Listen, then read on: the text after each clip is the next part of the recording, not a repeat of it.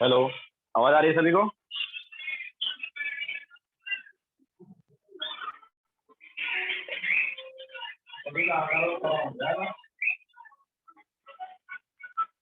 Okay, तो आज liquid solution booklet discuss करेंगे बचा हुआ।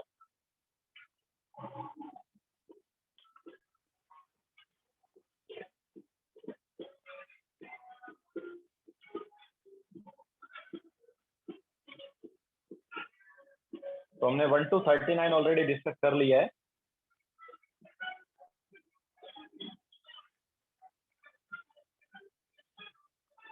नेक्स्ट हम लेते हैं क्वेश्चन नंबर 40। ठीक है, फाउंडेशन बिल्डर ऑब्जेक्टिव डिस्कस कर रहे हैं। क्वेश्चन नंबर 40 में क्या, the freezing point of 0.05 molal solution of non electrolyte in water is, तो delta T F is equal to i का वैल्यू 1 इंटू के एफ जो है वो दिया 1.86 एंड मोलिलिटी क्या दिया 0.05। तो ये कितना आ जाएगा?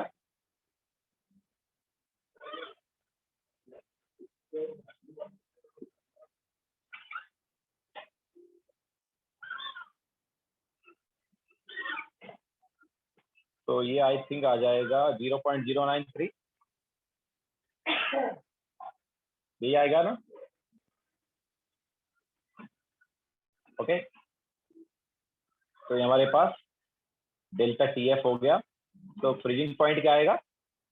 ऑब्वियसली पहले 0 डिग्री पे फ्रीज हो रहा था, अभी इतने का डिप्रेशन आ गया, तो अभी फ्रीजिंग पॉइंट हो जाएगा -0.093 डिग्री सेल्सियस। ठीक है, देन क्वेश्चन नंबर 41 डिस्कस किया ना हमने। 41 ऑलरेडी कर चुके हैं। नाउ 42।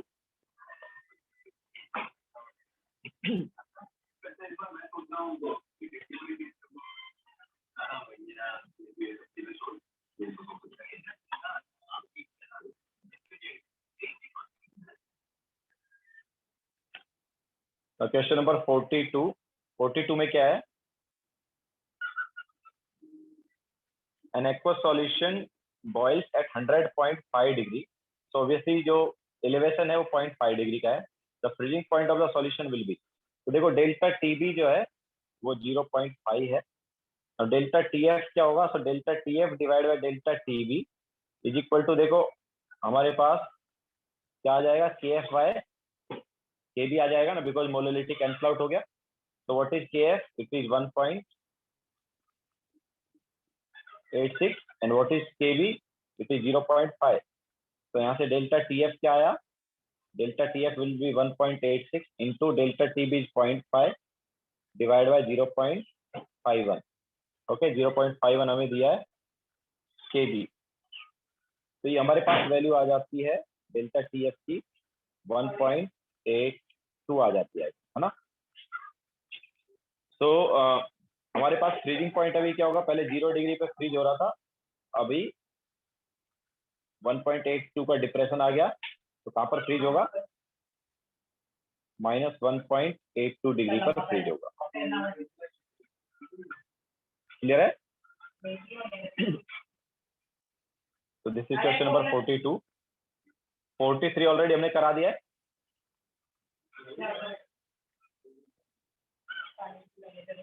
ओके, 43 ऑलरेडी हो गया है। नाउ 44।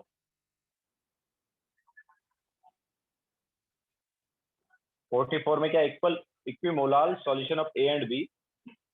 41 नहीं किया, हो गया ना 41 शायद, लास्ट कराया था 41 यार।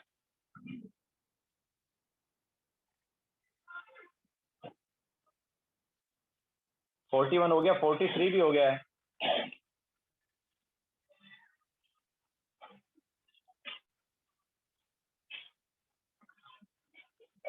Now 43, equimolar solution of A and B show depression in freezing point in 2:1 ratio. If A remains in its normal state, then B. अब देखो क्या है, इक्विमोलार सॉल्यूशन है, तो जब मोलिलिटी सेम है तो जो फ्रीजिंग पॉइंट का रेशियो है वो क्या होगा? आई का रेशियो होगा ना, मतलब डेल्टा टी एफ का जो रेशियो है वो किसका होगा, आई का रेशियो होगा। ठीक है, तो ये फ्रीजिंग पॉइंट हमारे पास 2:1 आ रहा है। This is nothing but I1 divide by I2। Okay, तो वो क्या बोल रहा है कि ए रिमेन्स इन नॉर्मल स्टेट। ठीक है, तो देखो I1 बाय I2 जो है वो अपने पास क्या आ रहा है, 2:1 आ रहा है, या हम इसको लिख सकते हैं 1:1/2। तो I1 तो 1 है, क्योंकि वो खुद बोल रहा है कि ए जो है वो नॉर्मल स्टेट में है, मतलब I1 जो है वो क्या है, 1। तो I2 क्या होगा फिर, I2 अपने पास हो जाएगा, ठीक है, ये इसको ऐसे ही लिख दो। I1 हमें पता है क्या 1 है, क्योंकि वो नॉर्मल स्टेट में, तो I2 यहाँ से क्या होगा, I2 यहाँ से हो जाएगा हाफ। ओके, तो I2 हाफ हो गया, इसका मतलब क्या हो रहा है, एसोसिएशन हो रहा है। एसोसिएशन में जो I है उसकी वैल्यू लेस देन क्या होती है, 1 होती है। 0 और 1 के बीच में होता है ना I एसोसिएशन में, तो यहाँ पर क्या हो रहा है, एसोसिएशन हो रहा है। Then question number 45, which of the following solution will have the highest freezing point? तो देखो, जितना ज्यादा डिप्रेशन होगा, जितना ज्यादा डिप्रेशन होगा उतना ही कम हो जाता है फ्रीजिंग पॉइंट। क्यों, क्योंकि 0 डिग्री पर पहले फ्रीज हो रहा था, उस तभी से जितना ज्यादा डिप्रेशन उतना ही कम हमारे पास टेम्परेचर आएगा फ्रीज होने के लिए, है ना। ज्यादा डिप्रेशन हो मतलब कम बॉइलिंग फ्रीजिंग पॉइंट आएगा। तो डेल्टा टी एफ जिसका सबसे ज्यादा है उसका फ्रीजिंग पॉइंट सबसे कम है। हम ऐसे बोल सकते हैं कि किसका फ्रीजिंग पॉइंट सबसे ज्यादा होगा, जिसका डेल्टा टी एफ सबसे कम होगा। ओके, तो डेल्टा टी एफ सबसे कम किसका है यार, तो I इंटू सी देखना है ना। तो I इंटू सी जो है NaCl का क्या हो गया, NaCl का I इंटू सी क्या हो गया, I इसका कितना है, अच्छा मोलरिटी को ही मोलरिटी ले लो, तो I इसका 2 है और C भी 2 है, तो 4 आ गया। AlCl3 का कितना है, AlCl3 का I जो है 4 है, एंड Cl जो है, सॉरी मोलरिटी जो है वो 1.5 है, 6 आ गया। Al2SO4 होल साइज का कितना है, I इंटू सी, तो इसका I हमारे पास कितना है, 5 है, एंड C कितना है, C है कितना दिया, C इज गिवन एज 1, तो 5 आ गया। एंड लास्ट है हमारे पास यूरिया, तो यूरिया का I होता है 1, तो I1 है इंटू 3 इसका मोलरिटी है, तो क्या आया, 3 आया। तो I इंटू सी सबसे कम जिसका है उसका फ्रीजिंग पॉइंट सबसे ज्यादा होगा। ठीक है, तो I इंटू सी सबसे कम किसका आ रहा है, यूरिया का आ रहा है ना, तो करेक्ट ऑप्शन कौन सा होगा, डी हो जाएगा। क्लियर है।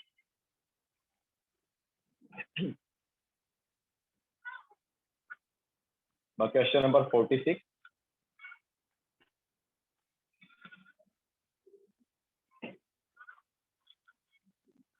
46 में क्या है, for an ideal solution containing a non volatile solute which of the following expression is correct. तो ये तो डायरेक्ट फॉर्मूला बेस्ड है ना, कौन सा करेक्ट होगा, ए करेक्ट होगा ना, इट इज फॉर्मूला बेस्ड।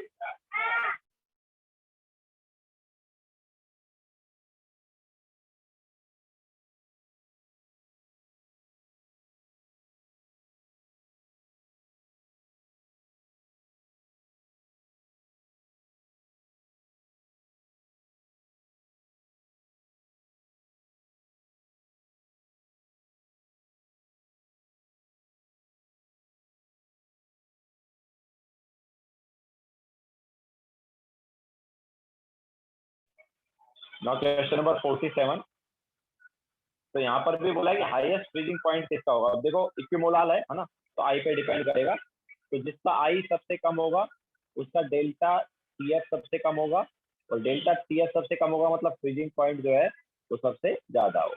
ठीक है, तो हमारे पास सबसे कम आई किसका आएगा यार, ऑब्वियसली डी ऑप्शन। क्यों, क्योंकि डी क्या है, ग्लूकोज है, ग्लूकोज नॉन इलेक्ट्रोलाइट। ओके, तो ग्लूकोज का जो आई है वो क्या आएगा, बना। देन क्वेश्चन नंबर 48,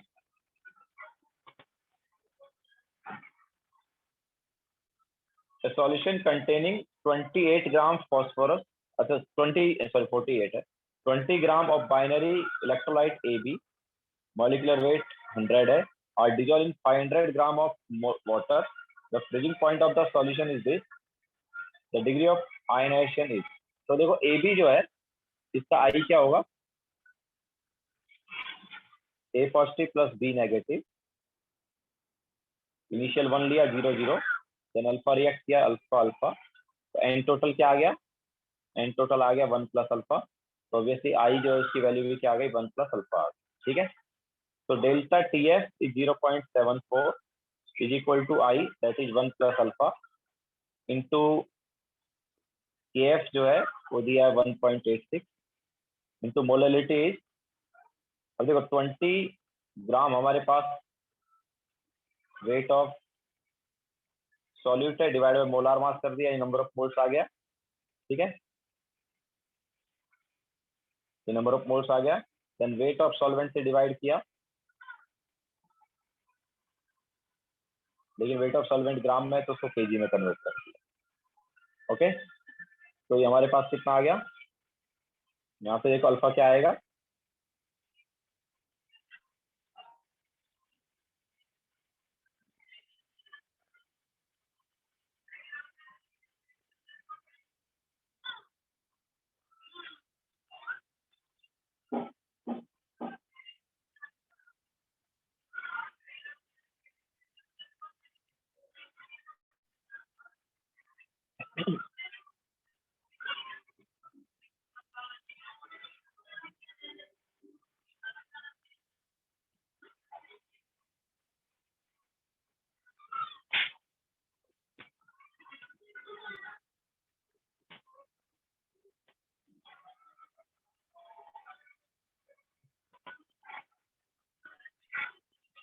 कितना आ रहा है इधर से? अल्फा 0 आ रहा है क्या? 0 आ रहा है ना, बिकॉज 1 प्लस अल्फा जो है हमारे पास 0.99 कुछ आया, तो नेगेटिव अल्फा हो नहीं सकता. ओके, तो 1.99 0.99 को हम 1 ले लेंगे, तो अल्फा क्या हो गया? 0.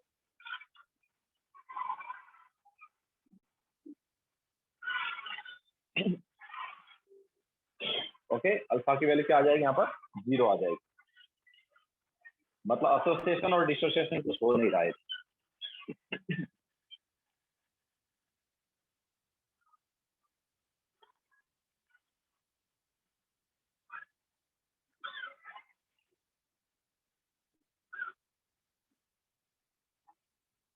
Now next question, question number 49 class में कराया है.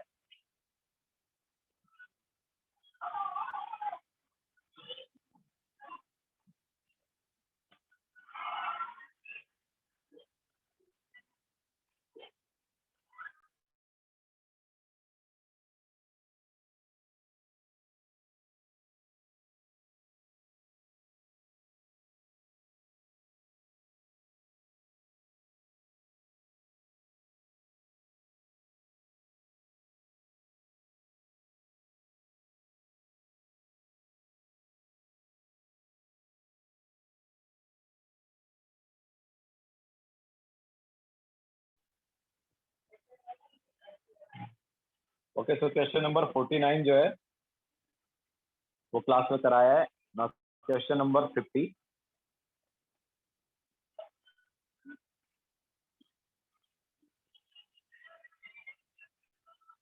तो 50 में क्या था? Freezing point of 1 molar NaCl solution assuming NaCl to be 100% dissociated. तो देखो आई जो है वो क्या हो गया? आई का वैल्यू 2 हो गया. तो डेल्टा TF क्या आएगा? Delta TF is equal to i into KF into molality 1. तो क्या आएगा? ये 3.72 आएगा ना. Okay, so 3.72 is delta TF. तो फ्रीजिंग पॉइंट क्या आ जाएगा? पहले 0 डिग्री पे फ्रीज हो रहा था, अभी 0 डिग्री से 3.72 कम पे फ्रीज होगा, मतलब 0 माइनस 3.72 करेंगे तो माइनस 3.72 डिग्री पर फ्रीज हो जाएगा. Okay, so this is question number 50. Now question number 51. Which of the following 0.1 molar aqueous solution will have the lowest freezing point? अब यहाँ पर देखो उल्टा है, आई लोएस्ट फ्रीजिंग पॉइंट की बात हो रही है, तो आई जितना ज्यादा होगा उतना ज्यादा डेल्टा टीएफ होगा, तो डेल्टा टीएफ जितना ज्यादा होगा उतना ही कम फ्रीजिंग पॉइंट आएगा। ओके, फ्रीजिंग पॉइंट उतना ही क्या आ जाएगा, कम आ जाएगा।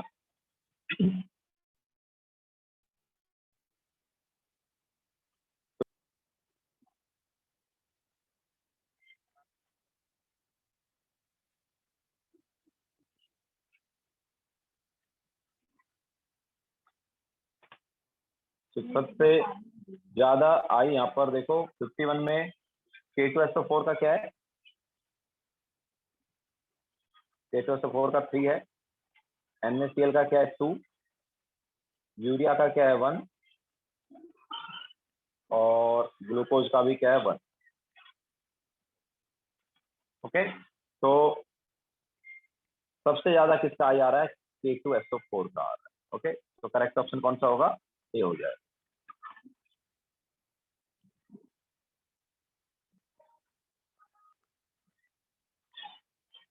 Okay, so this is question number 51. Now question number 52.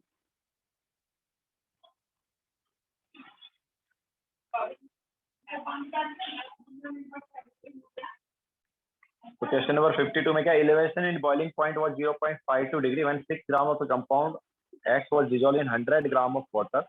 Molecular mass of compound क्या होगा, तो boiling point का elevation मतलब डेल्टा टीवी हमें दिया है, तो it is 0.52 is equal to i की वैल्यू ऑब्वियसली हम 1 लेंगे क्योंकि कुछ दिया नहीं है information.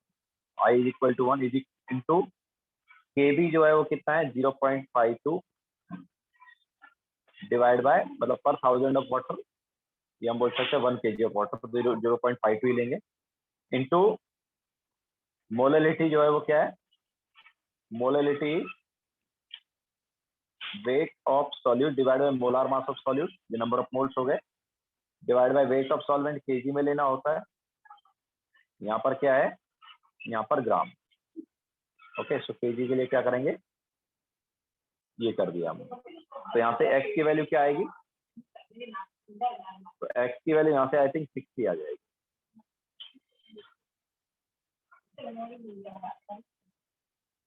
Okay, then question number 53, the molar freezing point constant of water is 1.86. If 342 gram of cane sugar is dissolved in 1000 gram of water, the solution will freeze at. तो देखो delta T F is equal to क्या है, cane sugar है तो आई तो 1 होगा, into के F is 1.86 into molality क्या है, number of moles that is 342 divide by 342 है ना, मोलार मास इज 342, तो नंबर ऑफ मोल्स 1 आ गया, divide by weight of solvent KG में कितना हो जाएगा, ये हो जाएगा, तो यहाँ पर डेल्टा टी एफ क्या आएगा, इट इज 1.86, तो फ्रीजिंग पॉइंट क्या आ जाएगा, फ्रीजिंग पॉइंट आ जाएगा -1.8। Okay, then question number 54,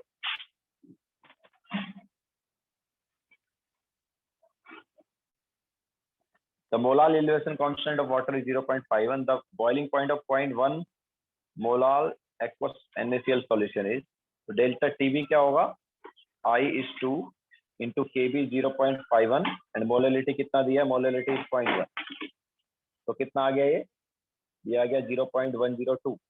okay, तो पहले 100 डिग्री पे फ्रीज बॉइल हो रहा था, अभी 100 से 0.102 एक्स्ट्रा टेम्परेचर पर बॉइल होगा, या हम बोल सकते हैं boiling point is 100.102 degree. Clear है, तो ऑब्वियसली बी ऑप्शन जो है वो करेक्ट आएगा।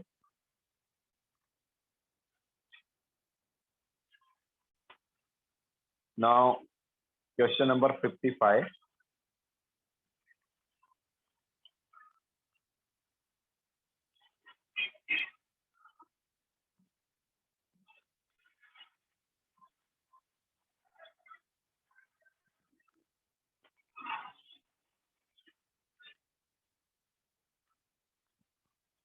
yes Rahil, we'll try.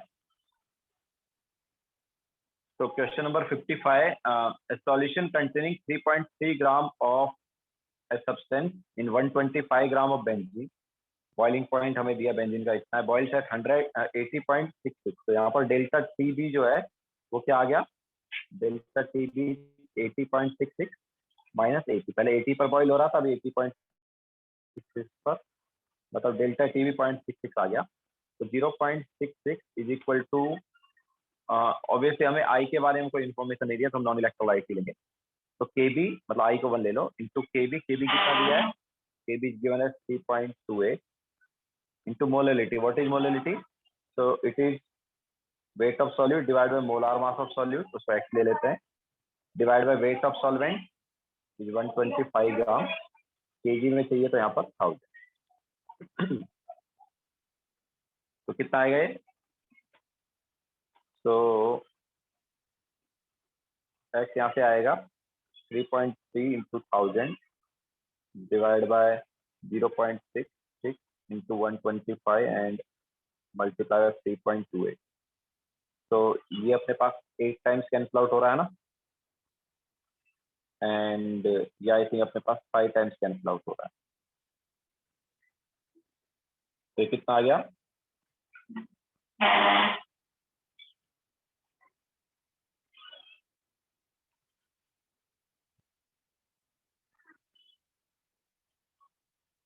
Ninety 1.2 आ गया आई थिंक. मिस्टेक किया कि चेक करो.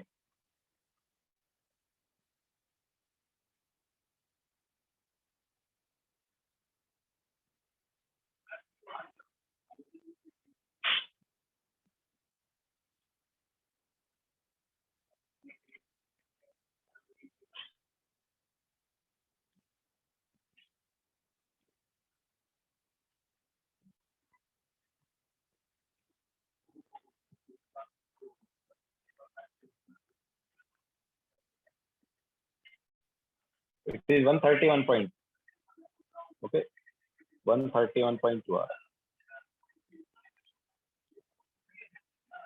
This is molar mass. Now question number 56. तो which solution will have the highest boiling point. Obviously जितना ज्यादा आई होता है उतना ज्यादा डेल्टा टीबी होता है, और जितना ज्यादा डेल्टा टीबी होता है उतना ही ज्यादा बॉइलिंग पॉइंट आ जाता है, बिकॉज बॉइलिंग पॉइंट में एलिवेशन हो रहा है. तो आई सबसे ज्यादा यहाँ पर किसका होगा, BaCl2 का होगा. ठीक है, अपने पास ये जो है C6H12O6, दिस इज ग्लूकोज, इसका I1 है. NH2CONH2 जो है यूरिया है, इसका IB1 है. NaCl जो है उसका I क्या है, 2 है. एंड CaCl2 जो है, सॉरी BaCl2 जो है इसका I क्या है, 3 है. ठीक है, तो करेक्ट ऑप्शन ऑब्वियसली कौन सा होगा, BaCl2, मतलब C वाला करेक्ट होगा.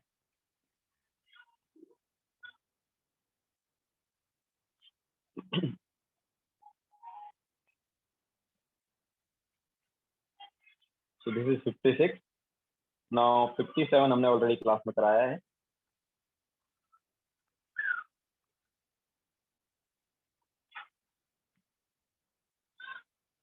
So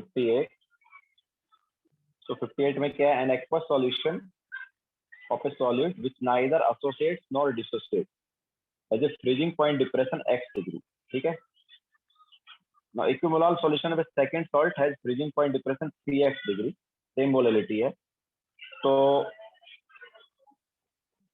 assuming 100% dissociation the second salt would be, तो देखो हमारे पास क्या है, delta TF1 is x and delta TF2 is 3x. ठीक है, नाउ डेल्टा TF जो है उसका रेशियो क्या है, डेल्टा TF का ratio is nothing but I का ratio.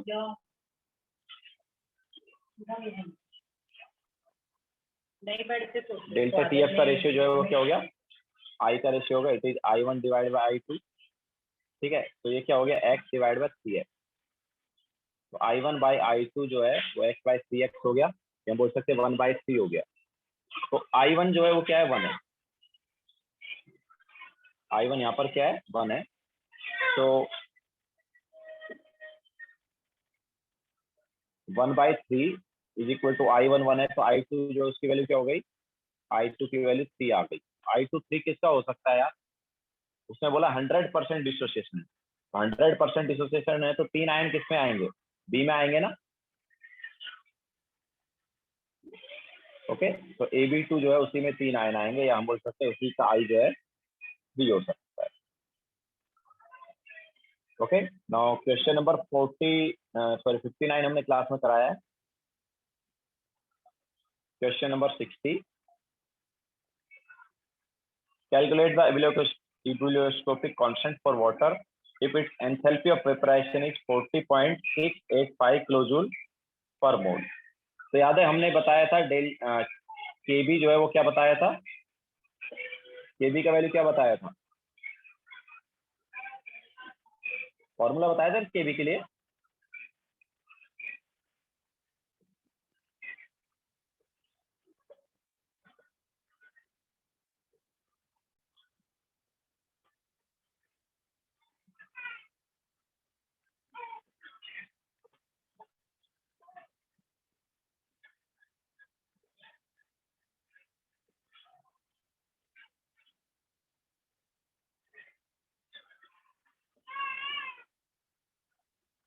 It was RTB square, याद है RTB square divide by 1000 into latent heat of vaporization.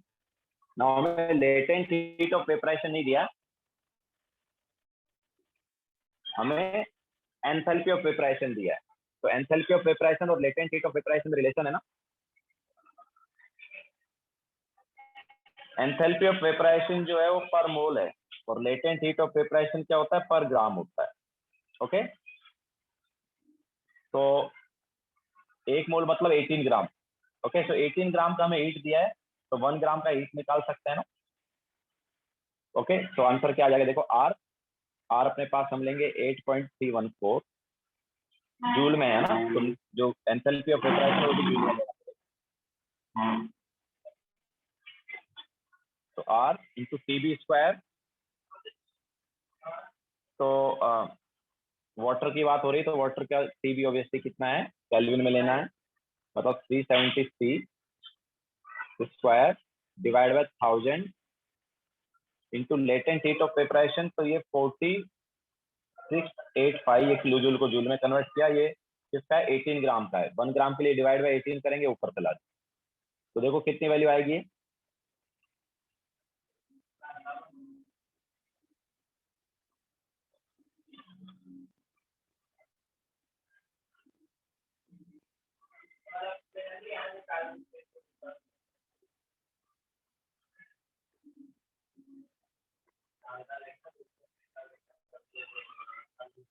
तो हमारे पास आ रहा है 0.51, 0.51, ये 0.5117 ऐसा कुछ आ रहा है।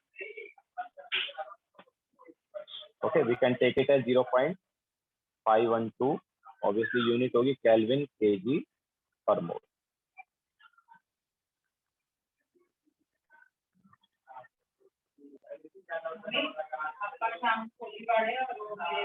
Okay, so this is question number 60.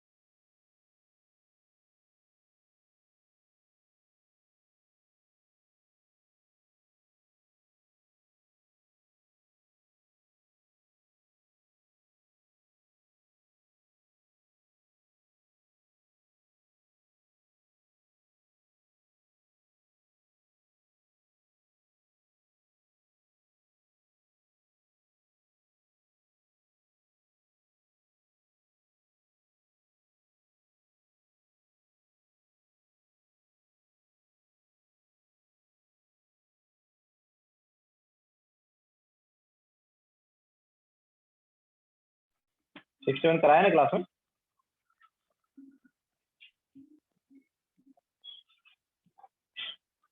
Okay 61 हुआ है. Now next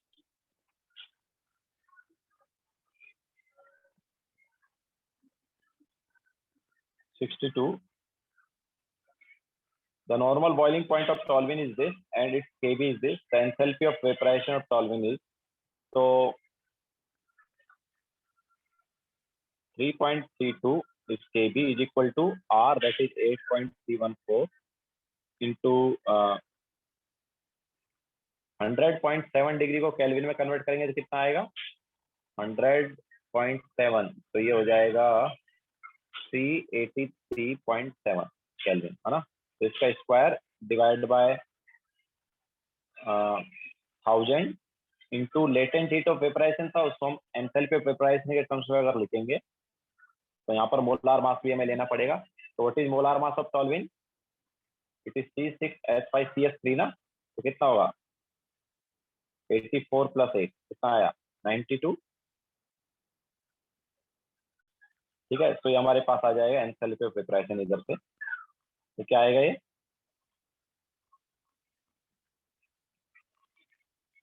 it is 8.314 into 383.7 का square into 92 divided by 3.32 into 1000.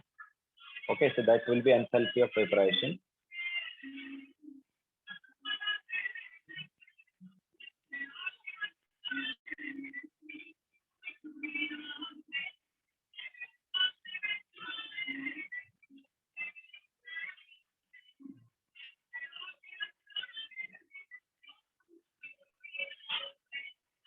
तो हमारे पास 33991 आ रहा है 919.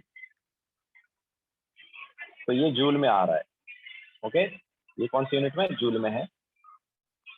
मैं बोल सकते हैं दिस इज जूल पर मोल. तो इसको किलो जूल में कन्वर्ट करोगे तो क्या आ जाएगा 33.919 किलो जूल पर, that is given as 34.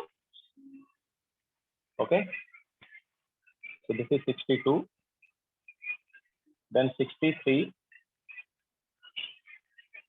12.2 gram of benzoic acid in 100 gram of benzene has depression in freezing point 2.6. Kf दिया है हमें. If there is 100% polymerization number of molecules of benzoic acid. तो देखो I जो है वो याद रखो जब 100% एसोसिएशन होता है तो I की वैल्यू 1/n आ जाती है. ओके, I की वैल्यू क्या आ जाती है 1/n आ जाती है. कब जब हम 100% एसोसिएशन लेते हैं. तो सब्स्टिट्यूट करते हैं अभी. तो हमें यहाँ पर क्या दिया है, हमें दिया यहाँ पर 2.6 दिया freezing point depression is equal to I that is 1/n into Kf दिया 5.2 इंटू मोलिलिटी क्या होगा 12.2 ग्राम डिवाइड मोलार मास 122, ये नंबर ऑफ मोल्स हो गए, divide by weight of solvent in KG. So 100 gram है उसको केजी में convert कर दिया हमने. तो यहाँ से n की वैल्यू क्या आएगी, तो n की वैल्यू आई थिंक 2 आ गई.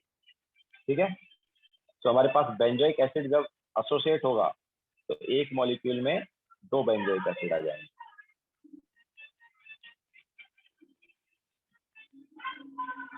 Okay, so this is question number 63. तो ये हमने डिस्कस कर लिया है एलिवेशन इन बॉइलिंग पॉइंट वाला part and depression in freezing point वाला part. Okay.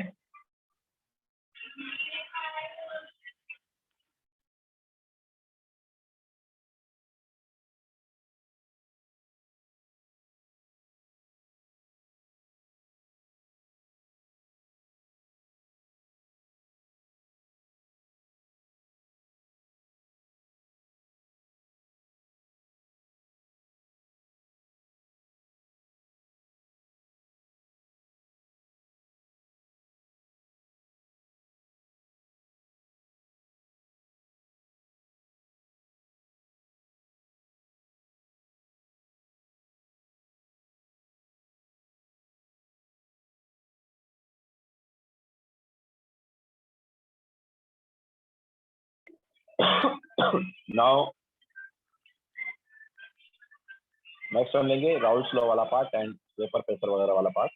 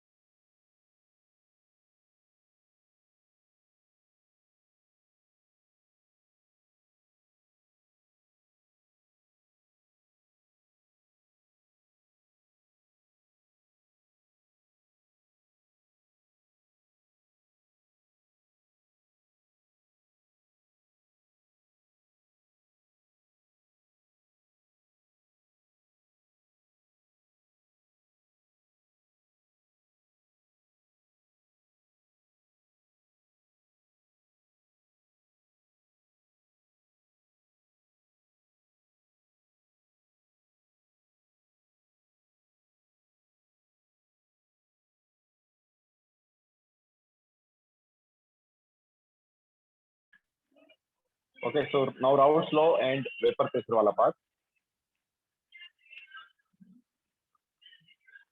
So yes, Gopal.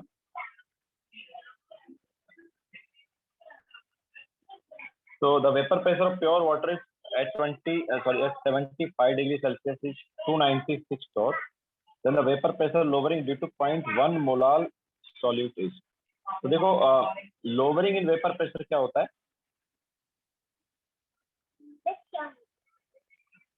Lowering in vapor pressure होता है mole fraction of solute.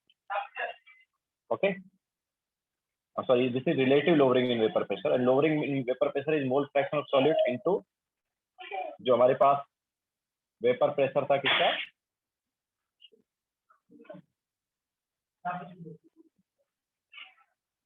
जो हमारे पास सॉल्यूशन का वेपर प्रेशर, ये जो इनिशियली वेपर प्रेशर था वो, ठीक है। तो what is mole fraction of solid? तो यार 0.1 मोलाल अगर हमें दिया है, 0.1 मोलाल सॉलिड दिया है, इसका मतलब क्या है?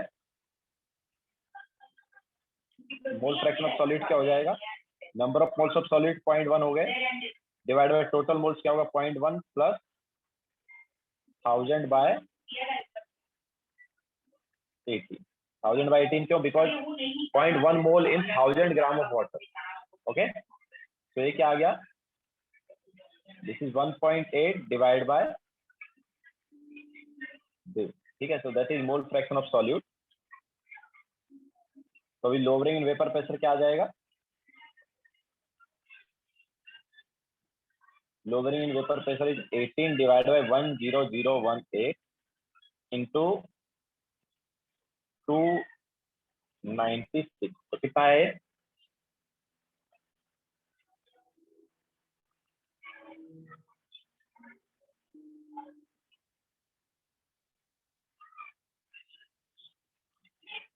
This is 0.5318।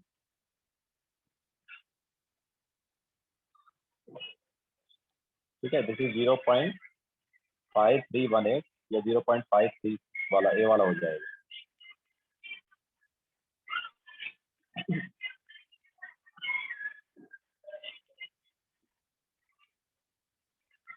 Okay, now next question.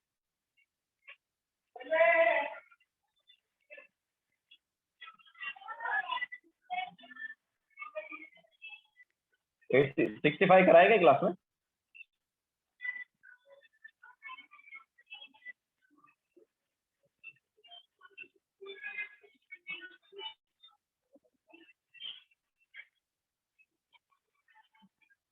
कराया है ना?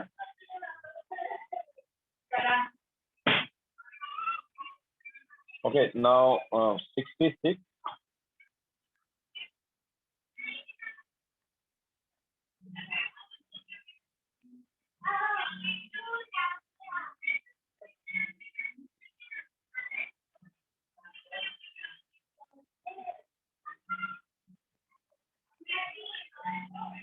So 66 में क्या, what weight of glucose dissolved in 100 gram of water will produce the same lowering of vapor pressure as 1 gram of urea dissolved in 50 gram of water.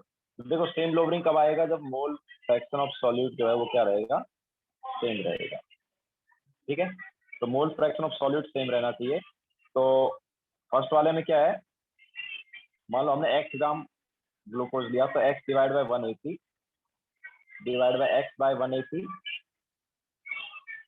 Plus तो water के moles कितने हुए 1000 by 18, it should be equal to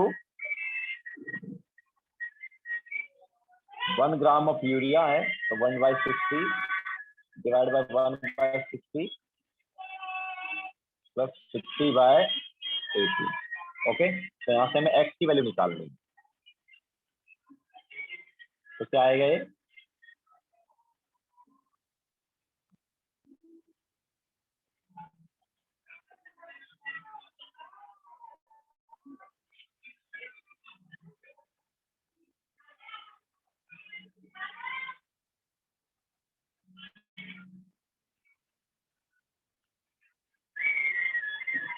तो actual में अगर हम ध्यान से इसको देखें ना, तो देखो अगर हम इसको x/180 से डिवाइड, मतलब इस वाले पार्ट में x/180 को नीचे ले जाए, this is 1 plus 1000 sorry 100/18 and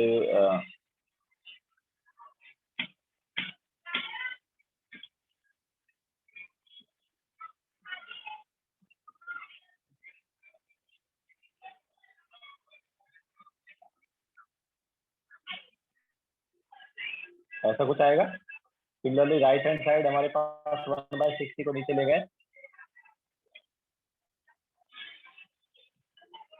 तो ऐसा कुछ आएगा। तो ऑब्वियसली ये वाला पार्ट जो है क्या रहना चाहिए, सेम होना चाहिए, है ना। So 100/18 into 180/x should be equal to 50/18 into 60। तो 18 से 18 कैंसिल आउट हो गया, 60 से देखो 3 टाइम्स कैंसिल आउट हुआ, तो जो x है इसकी वैल्यू क्या आ गई, x हमारे पास आ गया 6।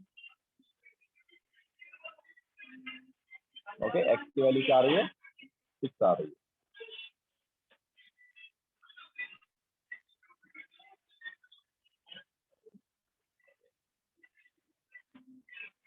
Question number 67।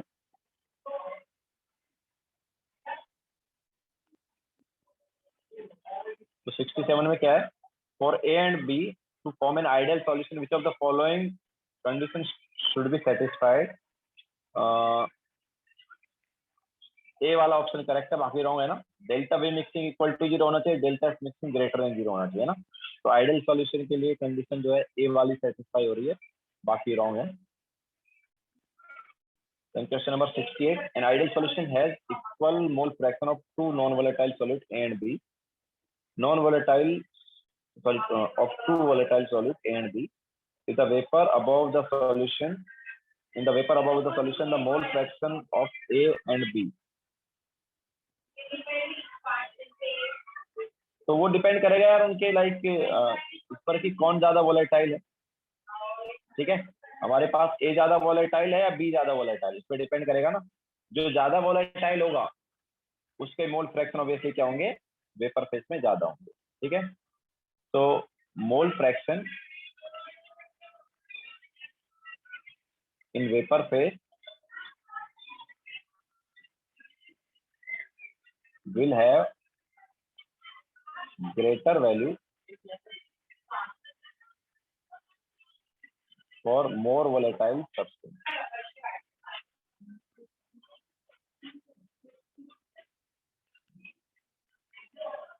ओके, सो मोर वोलेटाइल सब्सटेंस से ज्यादा होंगे, क्या आएगा आंसर, बी आ जाएगा। ओके, जरूरी नहीं है कि हमारे पास दोनों के equal mole fraction. The next question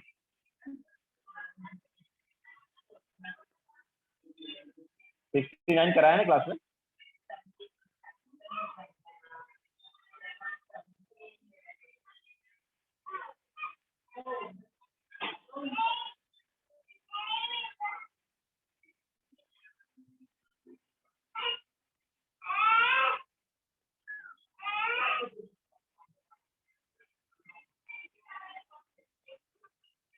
सी क्या होना चाहिए 68 में भाई? 68 में सी क्या होना चाहिए? दोनों के मोल्स फ्रैक्शन सेम क्यों आएंगे? अच्छा सॉरी सॉरी, और आर इक्वल बोला है ना बी ऑप्शन में, सॉरी बी ऑप्शन में इक्वल बोला है, इक्वल नहीं होगा मोल फ्रैक्शन, ऑब्वियसली इक्वल हुआ तो देन 3.5 आएगा ना, C option correct. Okay, are not very likely to be equal. Okay, so now question number 69 कराया गया क्लास में?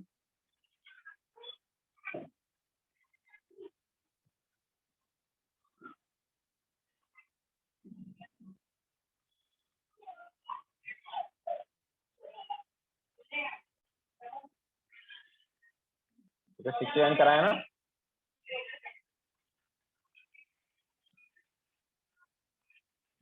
Now question number 70। 70 में क्या है? When A solution of CaCl3 is mixed with acetone, तो कौन सा टाइप का है? तो CaCl3 एंड एसीटोन का हमने कौन सा डिविएशन बताया था? CaCl3 एंड CH3COCH3 हमने एग्जांपल में ही बताया था ना, इट वाज नेगेटिव डिविएशन, याद है? तो अगर नेगेटिव डिविएशन आएगा तो डेल्टा वी मिक्सिंग क्या होना चाहिए? लेस देन 0 ना,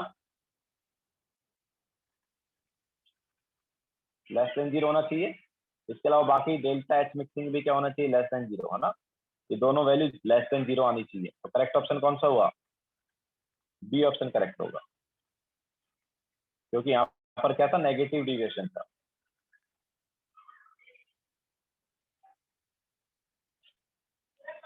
क्वेश्चन नंबर 71।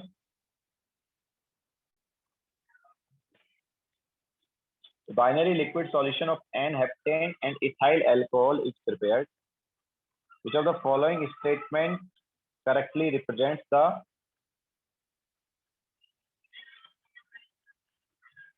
देखो,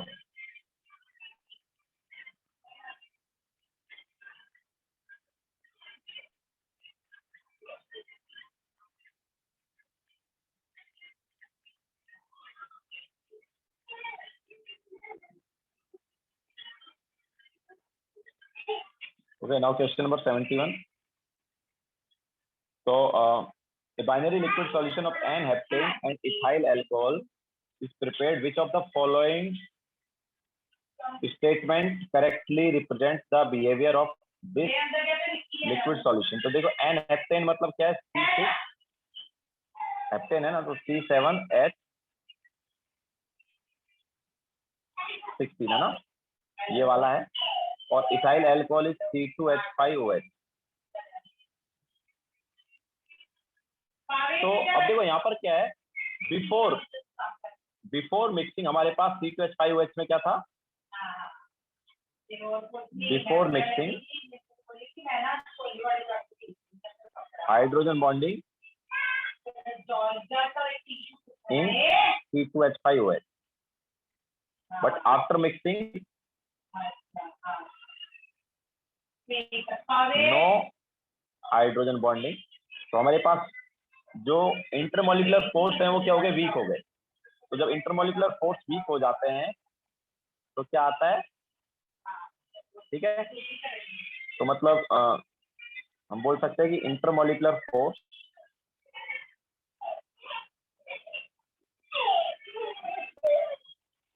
आर वीक आफ्टर मिक्सिंग। तो कौन सा डिविएशन हुआ? पॉजिटिव डिविएशन हो गया ना। ओके, तो करेक्ट ऑप्शन कौन सा होगा? बी ऑप्शन करेक्ट हो जाएगा।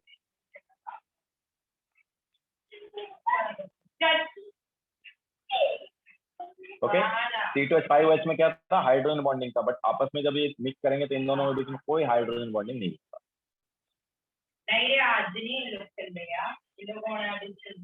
Okay, now question number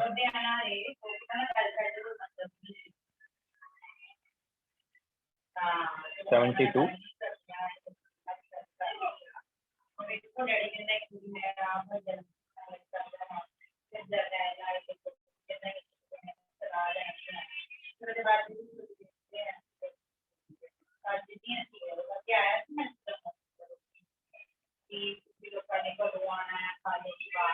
At 35 degrees Celsius, the vapor of pure chloroform is 0.358 and that of pure acetone, vapour नहीं वेपर प्रेशर है वो, तो क्लोरोफॉर्म और एसीटोन का हमें दिया है. Solution containing 1 mole of chloroform and 5 mole of acetone has vapour pressure. तो क्या आ जाएगा, पी टोटल निकालना है हमें. तो पी टोटल देखो, मोल फ्रैक्शन ऑफ क्लोरोफॉर्म क्या होगा, 1/5 इंटू 0.359 प्लस 4/5 इंटू 0.453. तो टोटल मोल्स कितने, टोटल वेपर प्रेशर कितना होगा,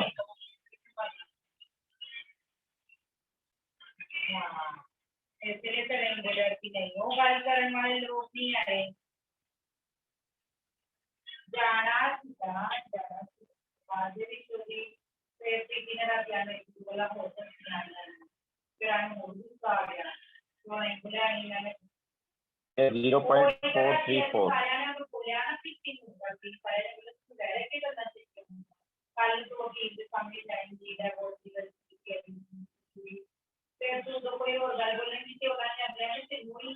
ठीक है.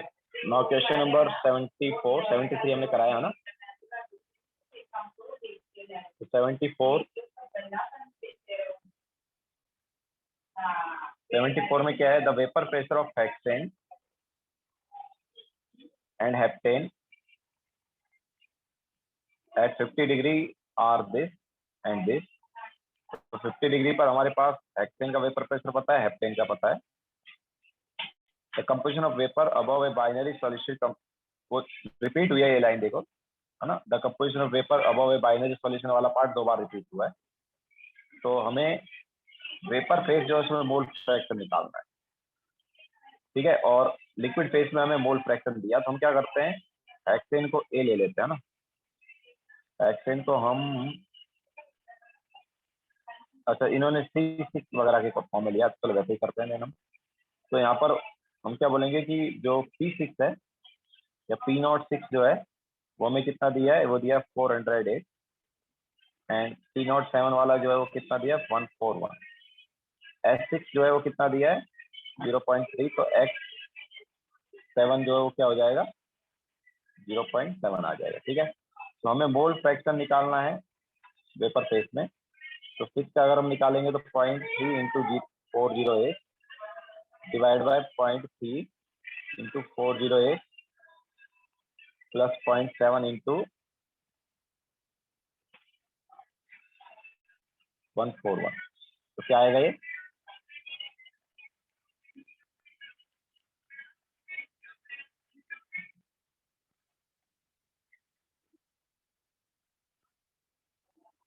तो ये हमारे पास हो गया 122.4.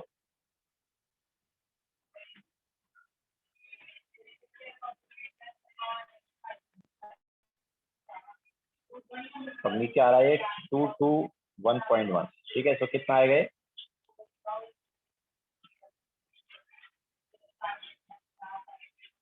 तो ये हमारे पास हो गया 0.55.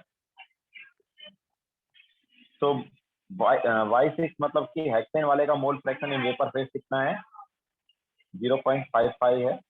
तो 7 वाले का मोल फ्रैक्शन क्या आ जाएगा, 0.45 आ जाएगा. ठीक है. बी ऑप्शन करेक्ट हो गया.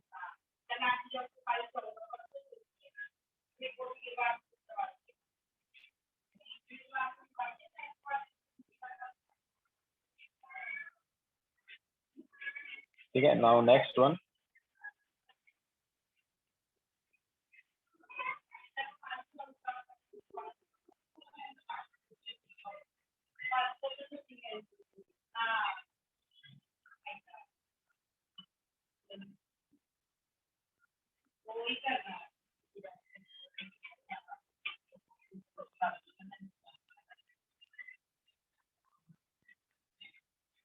okay, now next question. 75 में क्या था, vapour pressure of water at room temperature 30 mm of Hg. The mole fraction of water in a solution is 0.9. तो वेपर प्रेशर ऑफ सॉल्यूशन क्या होगा, तो यहाँ पर हमें ये नहीं बताया कि जो सॉल्यूट है वोलेटाइल है नॉन वोलेटाइल, तो उसका कुछ इंफॉर्मेशन नहीं दिया है, तो हम यही बोलेंगे कि वो सॉल्यूशन जो है उसमें सॉल्यूट क्या नॉन वोलेटाइल है। तो it will be mole fraction of solvent into vapour pressure of solvent. ठीक है, so that will be the answer. तो हमें यहाँ पर मोल फ्रैक्शन ऑफ वाटर दिया है, मतलब सॉल्वेंट का मोल फ्रैक्शन दिया, तो it is 0.9 into vapour pressure of solvent कितना दिया है 30 दिया है, कितना आ गया सॉल्यूशन का आ गया 27 mm ऑफ एच।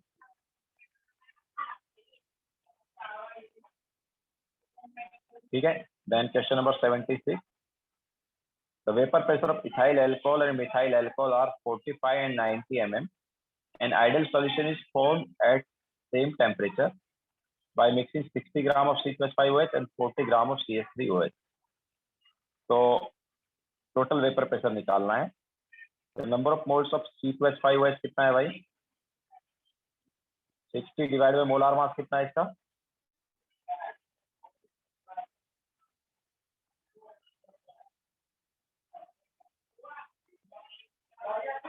46 है ना।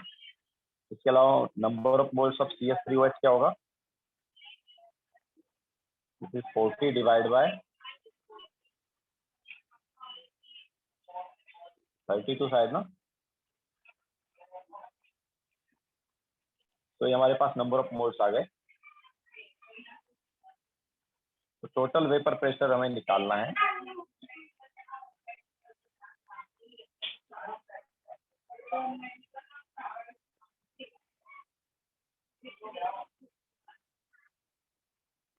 तो मोल फ्रैक्शन ऑफ C2H5OH कितना होगा,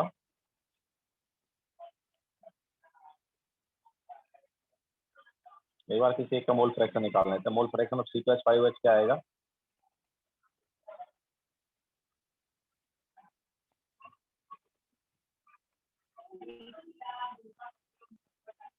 ये हमारे पास क्या है, दिस इज 30/23 ना।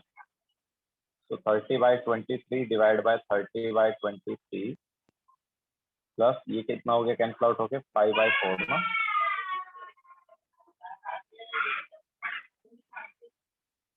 तो ये कितना आएगा,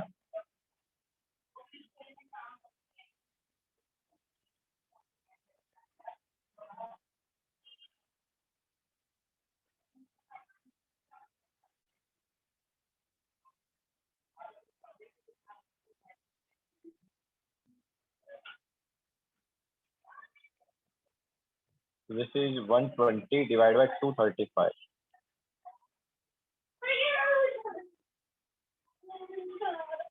दैट इज 0.5।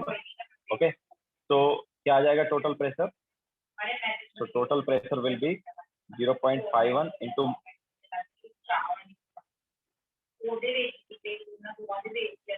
तो C2H5OH जो है इसका कितना दिया हमें, C2H5OH का दिया है 45, देन दूसरे का मोल फ्रैक्शन क्या आएगा 49 आएगा, उसका कितना दिया है 90 दिया है।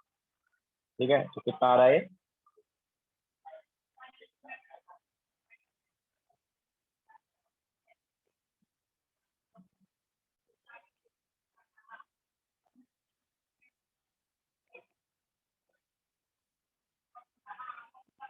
तो ये आ रहा है 67.05।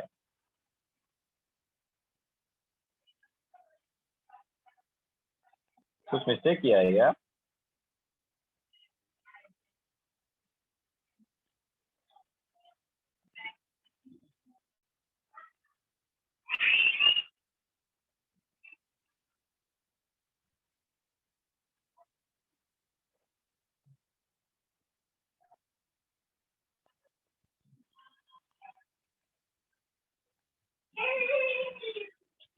सिक्सटी 7.05 ऑप्शन में दिया ही नहीं ना।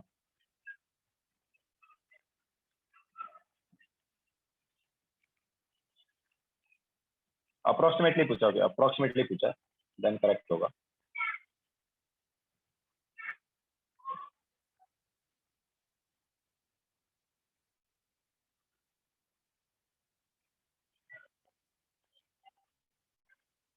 Okay, now next question. 67, तो 67 में हमें सॉरी नॉट 67, 77, तो 77 में क्या बोला, the vapour pressure of a pure liquid A is 70 torr. It forms an ideal solution with another liquid B. Mole fraction of B is 0.2 and total pressure of the solution is 0.84. The vapor pressure of pure liquid B is. तो याद है हमारे पास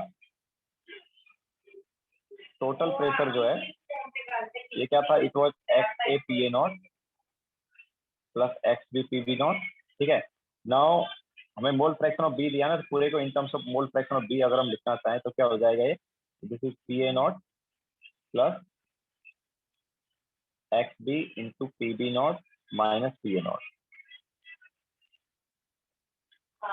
या फिर इसको normal वैसे ही रहने दो, नो प्रॉब्लम। तो टोटल प्रेशर कितना दिया है, टोटल प्रेशर इज गिवन है 84, मोल फ्रैक्शन ऑफ बी जो है 0.2 है, तो ए का मोल फ्रैक्शन 0.8 हो गया, पी ए नॉट कितना आ गया, P A nought is given है 70 एंड पी बी नॉट जो है हमें निकालना, तो यहाँ से क्या हो जाएगा पी बी नॉट यार, तो 0.2 इंटू पी बी नॉट जो है इट इज 84 माइनस 56 है ना, दैट इज 28, तो पी बी नॉट क्या आ जाएगा 140 आ जाएगा ना।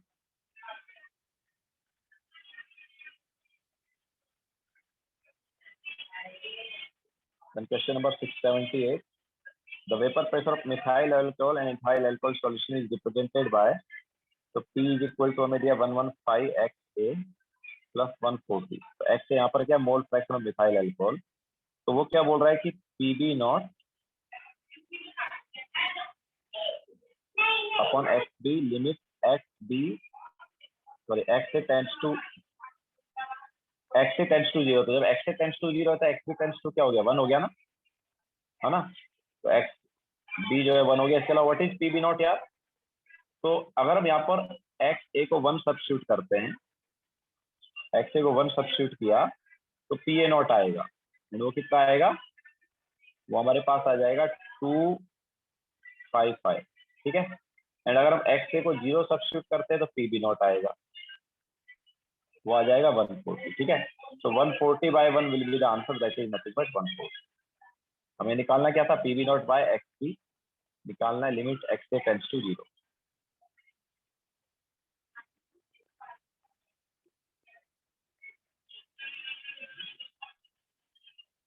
Okay, so this is 78। 79 हमने क्लास में कराया है।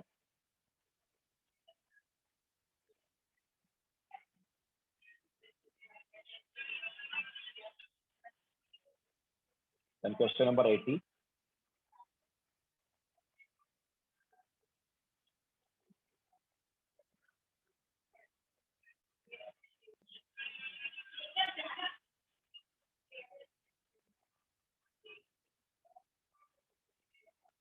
तो 80 में क्या है, the relative lowering of vapour pressure of an aqueous solution containing a non volatile solute is 0.0125। तो याद है relative lowering in vapour pressure RLVP भी लिख सकते हैं, it is nothing but mole fraction of solute. तो ये वैल्यू हमें दिया, कितना दिया 0.0125 दिया। तो मोल फ्रैक्शन से हम मोलैलिटी निकाल सकते हैं, कैसे निकालेंगे यार, सो टोटल मोल्स को 1 मान लेते हैं, तो number of moles of solute जो है ये हो गया 0.0125, तब जब टोटल मोल्स हमने लिए 1, तो number of moles of water क्या आ गया, बचा हुआ मोल्स आ जाएगा। ओके, तो बचे हुए मोल्स जो है वो किसके हो जाएंगे, वाटर के हो जाएंगे।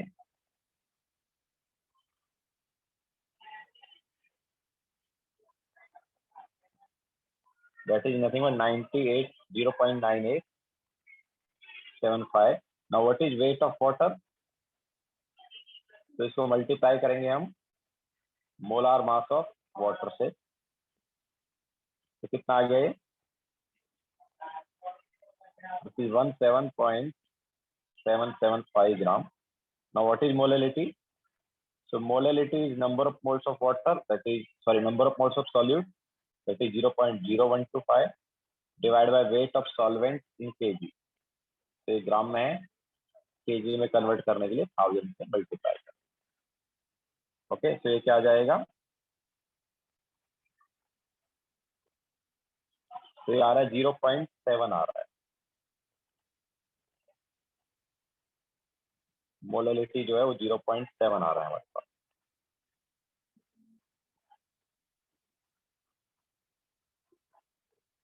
Okay, so this was question number 80।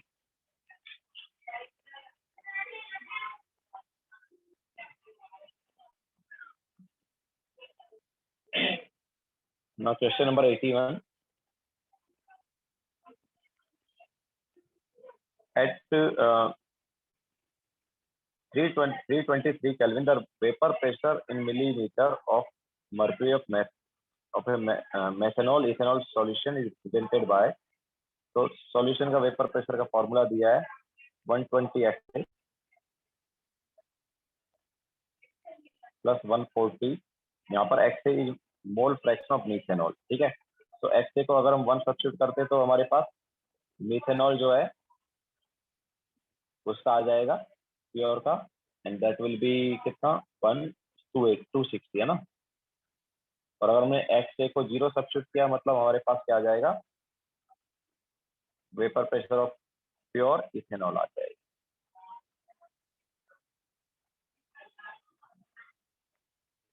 That is 140। अब निकालना क्या है,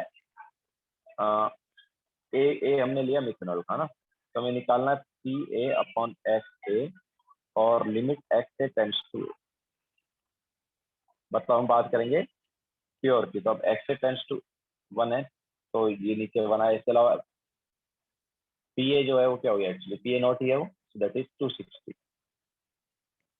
तो हमारे पास ये आंसर आ जाएगा 260। क्वेश्चन नंबर 82,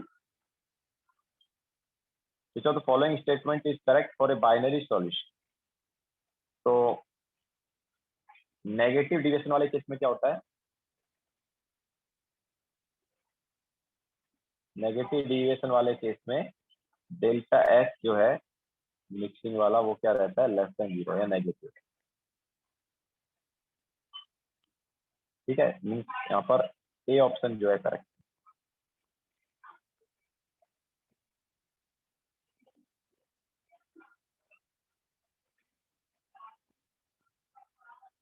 ठीक है,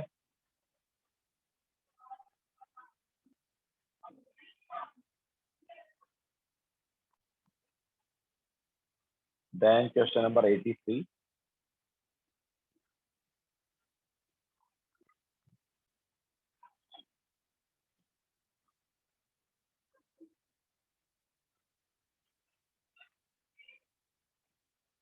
for an ideal binary liquid solution with PA naught is greater than PB naught, which relation between XA and YA is correct?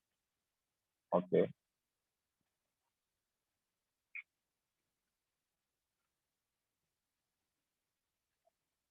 तो PA नॉट जो है वो ग्रेटर देन क्या है, PB नॉट है। हमें कंपेयर करना है XA YA, ओके ठीक है।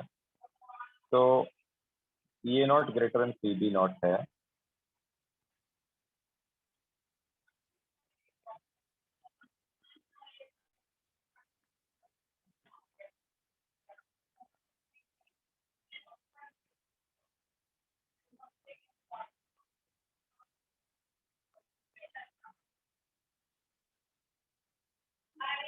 तो what is YA? YA is XA PA not divided by P total, and what is YB?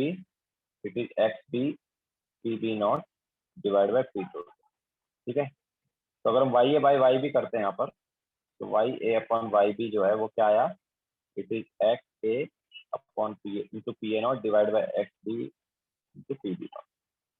या फिर हम इसको लिख सकते हैं कि YA into XB divide by YB into XA is greater than PA not, sorry is equal to P A not by P B nought.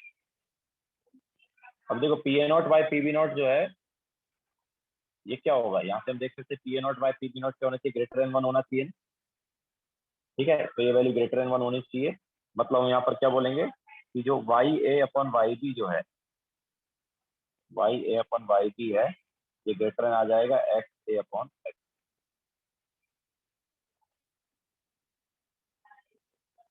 Okay, तो C option यहाँ पर करेक्ट है।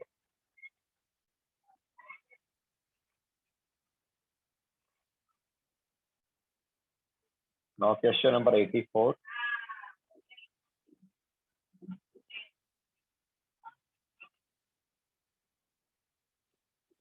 तो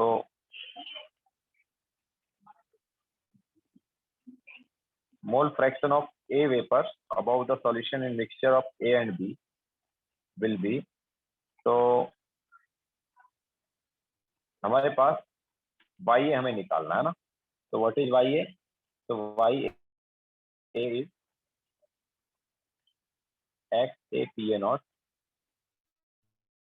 divide by X A P A not plus X B P B nought. Okay, तो X A P A nought कितना हो गया, 0.4 into 100 divide by 0.4 into 100 plus 0.6 into 200। तो कितना आएगा, that is 40 divide by 40 plus 120, या हम बोल सकते हैं 40 बाय 160, 0.25 आया ना।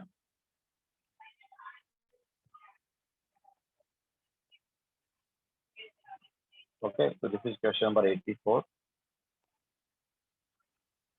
Now question number 85 क्लास में कराया है ना।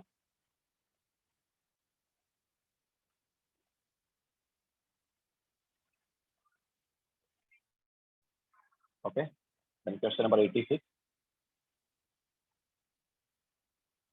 At a given temperature, total vapor pressure in torr of a mixture of volatile components A and B is given by T total जो है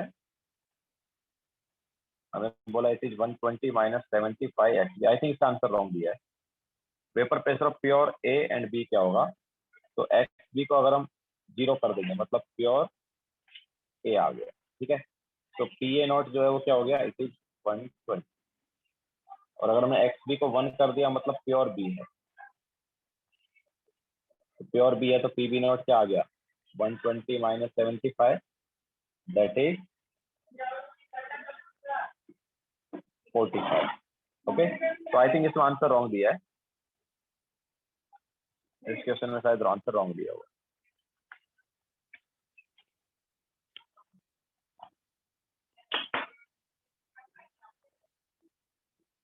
ओके, नाउ 87 हमने ऑलरेडी करा दिया है। Question number 88।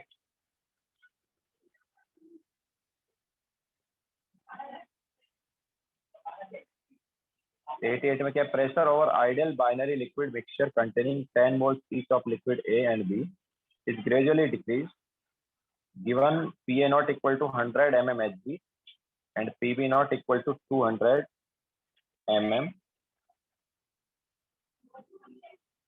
Hg. Find the pressure at which half of the liquid is converted into vapor.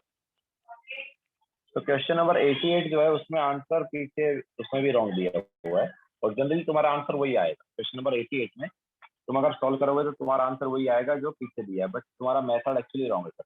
ठीक है, क्योंकि तुम क्या बोलोगे, तुम बोलोगे कि half of the liquid convert हो गया, तो पहले क्या थे दोनों के 10-10 मोल, बाद में दोनों के 5-5 मोल बच गए है ना, तो 5-5 मोल बच गए तो तुम क्या लोगे, मोल फ्रैक्शन हाफ हाफ ले लोगे ना, तो 1/2 इंटू 100 प्लस 1/2 इंटू 200, ये तुम्हारा आंसर आ जाएगा, जो कि क्या आ जाएगा, 150 आ जाएगा ना। तो काफी लोगों का यही आंसर आ रहा होगा, 150 यही आ रहा है क्या,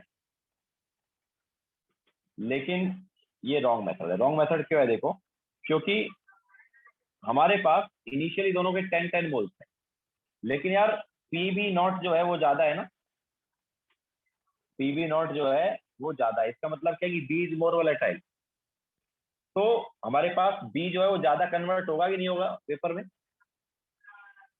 तो जब आधा लिक्विड कन्वर्ट हो चुका है, जब 10 मोल्स, दोनों के 10 मोल्स थे, मतलब टोटल 20 मोल्स थे, तो 20 मोल्स में से 10 मोल्स चले गए वेपर फेस में, बट वो 10 मोल्स जो वेपर फेस में गए उसमें बी के मोल्स ज्यादा रहेंगे, है कि नहीं? क्योंकि बी का जो पीवी नॉट है ज्यादा है, हम बोल सकते हैं कि बी जो है वो मोर वोलेटाइल। ओके, समझ ही नहीं आया? तो इसलिए हम जो कर रहे हैं ना कि दोनों के बाद में 5 मोल्स ले रहे हैं, वो रॉन्ग है। ओके, दोनों के बाद में 5 मोल्स नहीं रहेंगे, दोनों के इक्वल मोल्स थोड़ी वेपर फेस में गए, दोनों का जो पी ए नॉट, मतलब ये हम बोल सकते हैं जो वेपर प्रेशर है प्योर वाला, वो क्या है, सेम नहीं। अगर सेम होता तो हम बोलते हैं हाँ दोनों के सेम मोल्स चले गए, ठीक है, लेकिन ऐसा नहीं, दोनों के सेम नहीं गए। तो फिर कैसे करेंगे यार? तो देखो क्या है हमारे पास,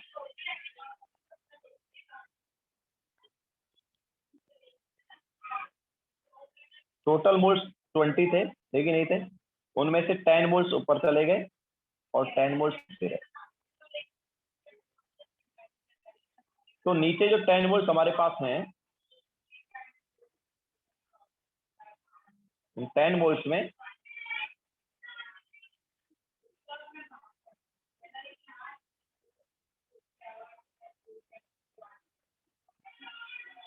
नीचे 10 मोल्स जो हैं उसमें ए के मान लो हमारे पास हैं एक्स मोल, तो बचे हुए कितने होंगे, 10 माइनस एक्स मोल हो जाएंगे किसके, बी के। अब देखो हमारे पास टोटल ए के 10 मोल्स थे और बी के भी 10 मोल्स थे, तो टोटल ए के 10 मोल्स थे, तो उसमें से ए के एक्स मोल नीचे रहे, तो बचे हुए जो मोल्स हैं वो किस में चले गए, वेपर फेस में चले गए ना। तो ऊपर जो वेपर फेस है अपने पास, उसमें ए के कितने मोल्स होंगे, 10 माइनस एक्स मोल होंगे।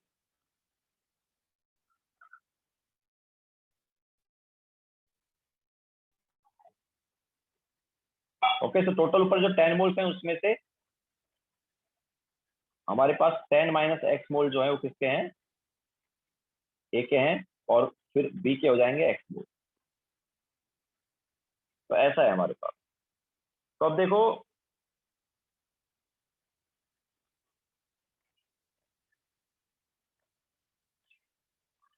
इक्वेशन क्या आएगी, तो इक्वेशन देखो टोटल प्रेशर वाली इक्वेशन क्या आ जाएगी, total pressure is equal to X A not, तो एक्स ए नॉट क्या होगा, X divide by 10 into P A not, X A into P A not ना, तो पी ए नॉट कितना 100 है, प्लस 10 माइनस एक्स बाई 10, ये दूसरे के मोल फ्रैक्शन हो गए बी के, और इसका वेपर प्रेशर कितना है 200, तो ये कितना आया, दिस इज 10x प्लस ये 20 टाइम्स कैंसिल आउट, तो 200 माइनस 20x, ये हम बोल सकते हैं दैट इज 200 माइनस 10x, तो ये हमारे पास टोटल प्रेशर आया। अब x तो हमें पता ही नहीं है ना आप, जब तक हमें x पता नहीं चलेगा हम कैसे निकालें वैल्यू। तो x हम निकाल सकते हैं using mole fraction in vapour face. What is mole fraction in vapour face, तो अगर हमें a के मोल फ्रैक्शन चाहिए वेपर फेस में, तो वो क्या हो जाएगा यार, a के mole fraction in vapour face क्या आएगा, वैसे अगर हम देखें तो ये क्या है, 10 माइनस एक्स बाय 10 है ना, a के mole fraction in vapour phase 10 minus X mole A के डिवाइड बाय टोटल मोल्स 10 है। नाउ ये हमारे पास फॉर्मूले के अकॉर्डिंग क्या होना चाहिए, X A into P A not, तो एक्स ए क्या है, एक्स ए है हमारे पास एक्स एक्स बाई 10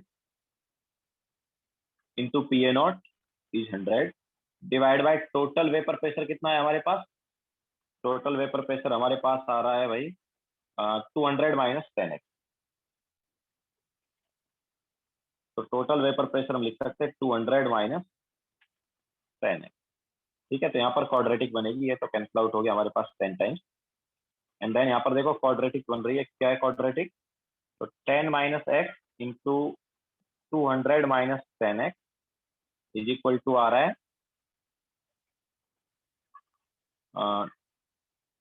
10x, यहाँ पर भी 10 कैंसिल आउट अगर हम करेंगे तो this is 10 minus X into 20 minus X is equal to X. ठीक है, तो क्या है quadratic, X square minus 30x and plus 200 is equal to X है, तो उसको भी इधर राइट लेफ्ट हैंड साइड लेके आएंगे तो ये 31x आ गया इज इक्वल टू 0, तो आई थिंक ये क्वाड्रेटिक आएगा। तो x इज इक्वल टू क्या आ गया, 31 प्लस माइनस 31 का स्क्वायर। 31 स्क्वायर कितना होता है,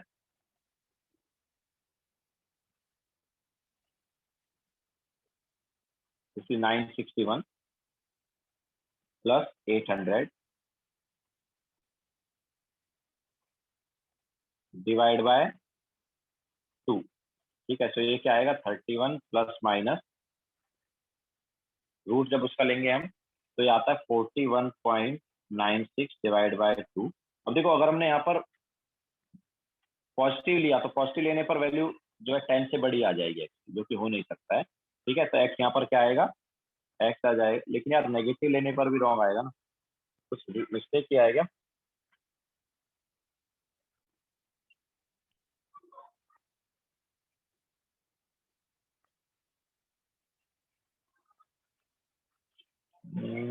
कहीं कुछ मिस्टेक हुआ है क्या, देखो।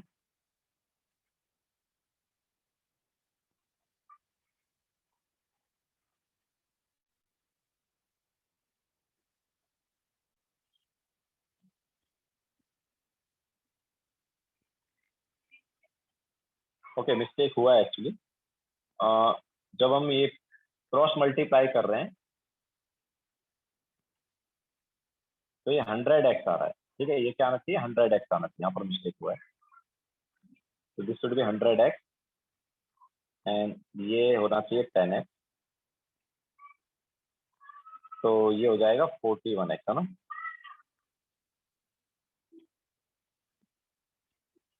41 नहीं, 40 ना, 40x।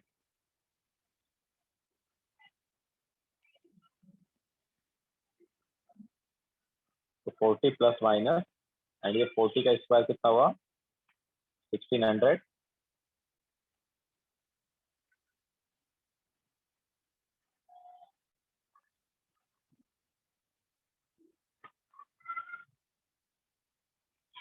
अभी भी रॉन्ग आ रहा है यार, कुछ मिस्टेक लग रहा है अभी भी। 10 कैंसिल आउट हुआ, 20 minus x square minus 30x minus 10x minus 40x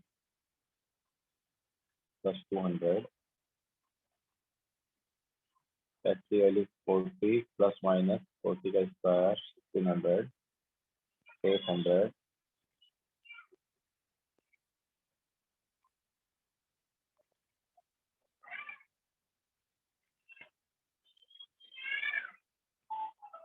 कुछ मिस्टेक है क्या यार, देखो ध्यान से।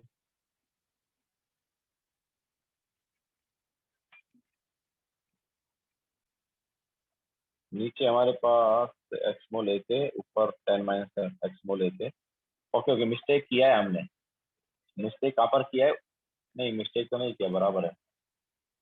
10 माइनस एक्स बाई 10, तो x by 10 into 100 divide bye 200 minus 10x।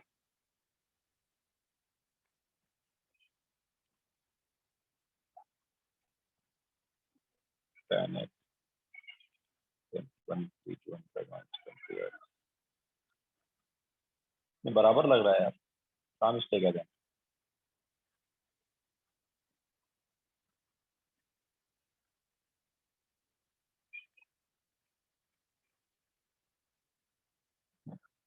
Cancel out हो गया,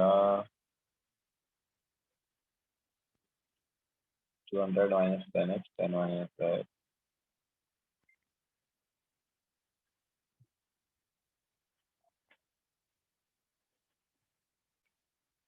यस माइनस 800 ना, इसको प्लस किया है ना। ओके, सो नौ मेरे ख्याल से भी करेक्ट आएगा, प्लस 40 प्लस माइनस 800। 800 का रूट कितना हो गया, ऑब्वियसली 400 इंटू रूट टू ना, मतलब 400 का रूट एंड रूट टू का रूट है ना, तो 20 रूट टू आ गया। या हम उसको डायरेक्ट लिख सकते हैं 28.28।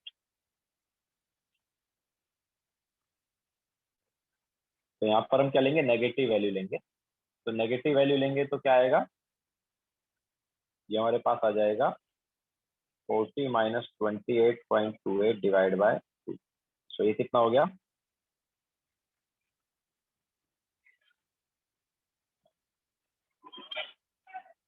तो ये आ रहा है 5.86 आ रहा है।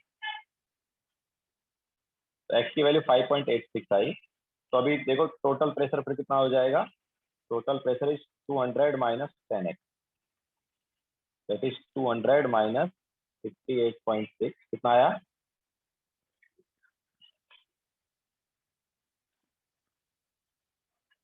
That is 141.4।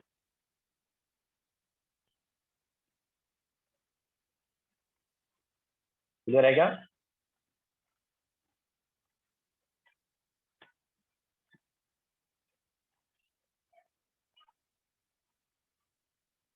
तो ये हमारे पास हो गया question number 88।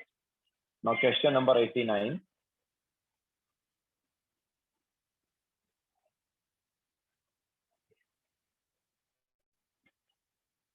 The diagram given below is a vapor phase composition diagram for a binary solution of A and B। तो याद है यार ये कौन सा वाला है? हमारे पास थियोरेटिकल वाला ये आता था और ये जो है एक्सपेरिमेंटल वाला। ठीक है, ये पीटी थियोरेटिकल है और ये जो है ये पीटी एक्सपेरिमेंटल है। तो यहाँ पर हमारे पास एक्सपेरिमेंटल वाला जो है ये ग्रेटर आ रहा है थियोरेटिकल वाले से। थियोरेटिकल वाले से मतलब राउल्ट्स लॉ वाले से। तो कौन सा डिविएशन हुआ? पॉजिटिव डिविएशन हो गया ना। एंड पॉजिटिव डिविएशन कब आता है? जब वीकर फोर्स ऑफ अट्रैक्शन होता है।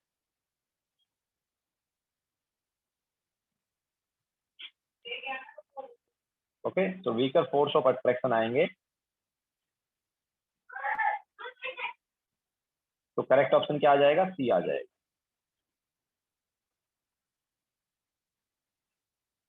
क्लियर है?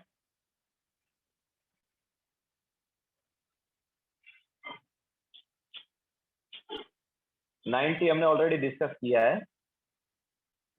ओके, तो ये हमने फाउंडेशन बिल्डर ऑब्जेक्टिव वाला पार्ट डिस्कस कर लिया है।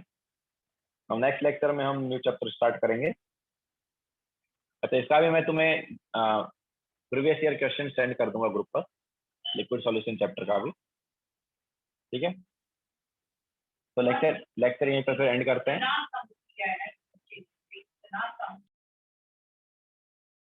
नेक्स्ट लेक्चर में न्यूक्लियर केमिस्ट्री स्टार्ट करेंगे।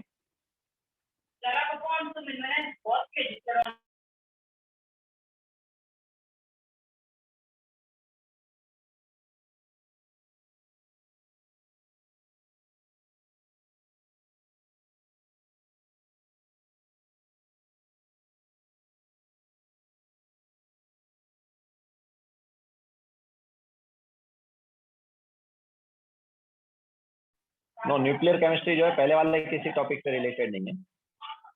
ठीक है, ये सेपरेट ही है। हाँ, थोड़ा सा केमिकल काइनेटिक्स से रिलेटेड जरूर है। केमिकल काइनेटिक्स से थोड़ा सा रिलेटेड।